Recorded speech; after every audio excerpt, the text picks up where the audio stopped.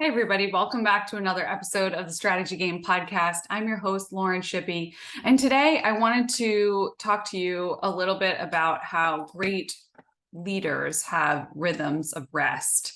And this was a blog post that I had written a little while back. And I'm just going to read the intro because I think it's pretty powerful. The louder the world's noise gets, the more I want to seek out quiet, solitude, and rest. There are places and spaces we can continually create regardless of the circumstance. And when we learn to walk in these regularly, I believe we can become great leaders in our homes, in our workplaces, with friends, and everyone around us. And I think as I was writing this, I was just thinking about the fact that our world seems to spin faster and faster. And I can operate on both sides. So I can thrive off of fast pace, getting things done, being productive, right? And cranking things out. But I also have limits. I'm a human, and what I'm discovering and reminding myself of this year and many others around me is the fact that we are not robots. We are human beings and we have limits. And we will hit max capacity. And if you haven't listened to that podcast episode yet on max capacity, I would encourage you to do that, because really every one of us leads someone in our lives, right? Someone is or has looked up to us as an example. And so the more that we have the opportunity to exemplify peace, understanding, a listening ear, them see us practice rhythms of rest and maintain healthy growth as a leader, the more impact we're ultimately going to have, not only in our businesses, but also in our lives. Now, rest can look different to all of us, right? So it's not going to be the same journey. There are two types of rest, and we talk a lot about this. There's active rest and there's passive rest. And I believe that both are really needed for us to be able to adequately recharge, generate new ideas, and encourage those around us. So I'm going to pause here because I think that's important. Why do we need rest? You might be saying, I do just fine without rest. I get a lot of work done. I crank things out. I'm growing. Yes, that's great, but there's also a limit to that. So at some point you will hit a wall where you are physically or emotionally or mentally unable to push through to the next level. And that next level of breakthrough can't happen without actively building in both types of rest. And I'll talk about what they are in a minute, but it allows us to recharge, right? So refueling is really important. If you think of literally the process of charging an electric vehicle, you have to plug it in. It has to sit still in order to recharge. It can't charge while it's moving. It's the same with us. We can't recharge while we're constantly moving and cranking things out in a certain manner.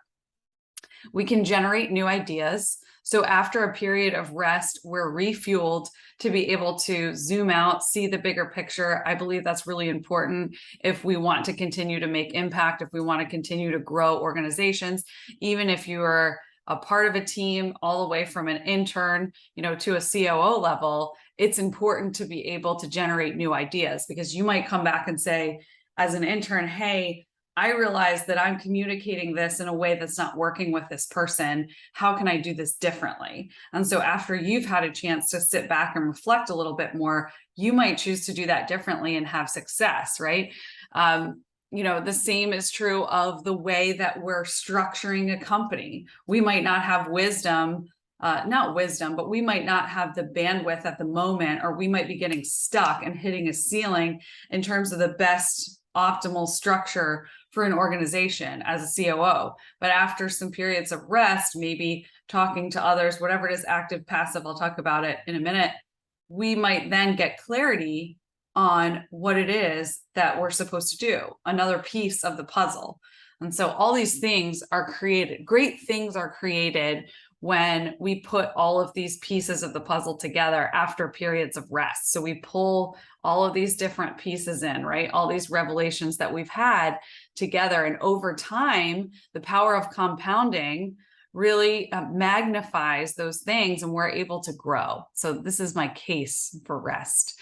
So let's talk about both both avenues of rest. So active rest are things that you might enjoy doing regularly, like listening to podcasts. That's actually a type of active rest for me. When I can step away from the day-to-day operations of the company and listen while maybe I'm going for a walk or a run or a bike ride or hike or working out or being outside, right? Or listening to music, whatever it is for you, reading, right?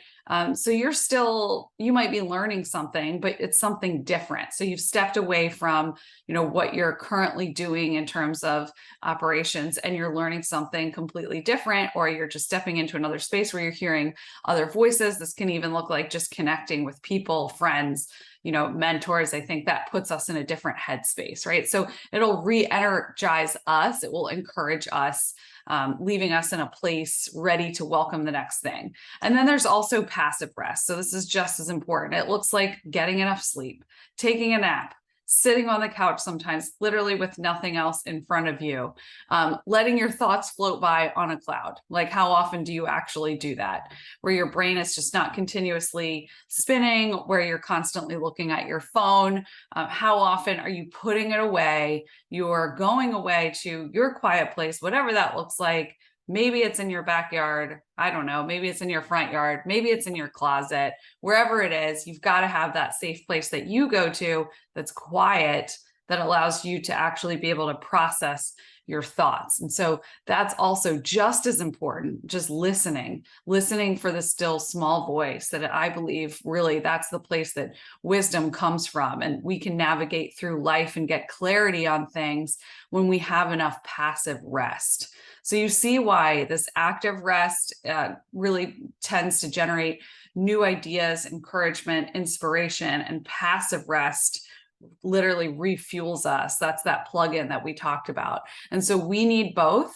And in order to do that, we need healthy habits. And we talk a lot about this in our e-course, the Strategy Masterclass, because if we don't have the habits built in to practice and we don't have a healthy baseline, then we won't be able to get the rest that we need, right? So if we're not intentional about building in these rhythms of rest throughout our weeks or months or our days or our years, we won't be able to have enough to continue on in the things that we're supposed to be doing. Really, it enables us to walk out our purpose in our lives. And so all of this is connected. I hope that you're seeing that today, that, rest is directly connected to really operating in our purpose when we're able to balance, get that balance in life. And it's not going to be perfect. It's going to be messy. We might not even know what that looks like for us. So it's a process of working through and figuring that out. But I would just encourage you to practice one type of rest this week. So figure out what that's going to look like for you. And if it's only 5 minutes, that's great. Set a timer for 5 minutes. And then as you practice this regularly, you'll begin to see the fruit of it and you'll want to do it more. So it's worth the fight. We do have to fight for it. We are humans. We are not robots. We do have max capacities.